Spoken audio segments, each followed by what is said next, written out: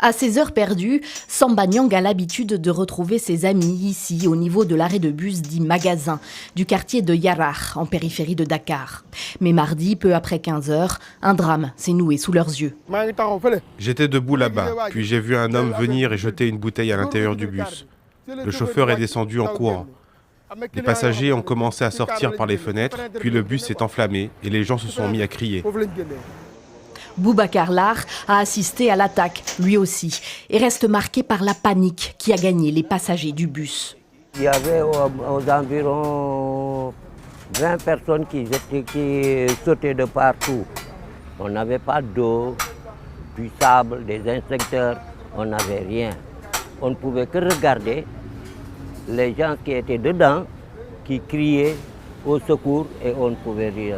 Ça nous a frappés. C'est un bus de la compagnie privée Tata qui a été pris pour cible mardi. Un groupe d'individus encagoulés est descendu d'un pont avant de lancer l'attaque. Le chauffeur, blessé aux jambes, en a réchappé.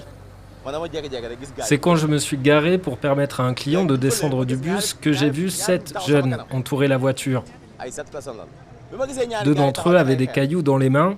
L'un d'eux m'a insulté et avant que je comprenne ce qui se passait, un autre en a profité pour allumer un cocktail Molotov qu'il a ensuite lancé dans le bus. Cette attaque survient alors que la situation est tendue au Sénégal depuis lundi et le placement en détention de l'opposant Ousmane Sonko. Le ministre de l'Intérieur s'est gardé d'établir clairement un lien entre cette attaque et les troubles politiques en cours. Mais sur les réseaux sociaux, il a évoqué un attentat terroriste. Sur place, mardi, il a présenté ses condoléances aux familles des victimes au nom du président Macky Sall. Quel acte répréhensible, quel acte criminel, quel acte inhumain que de jeter un cocktail Molotov dans un bus transportant des Sénégalais comme soi.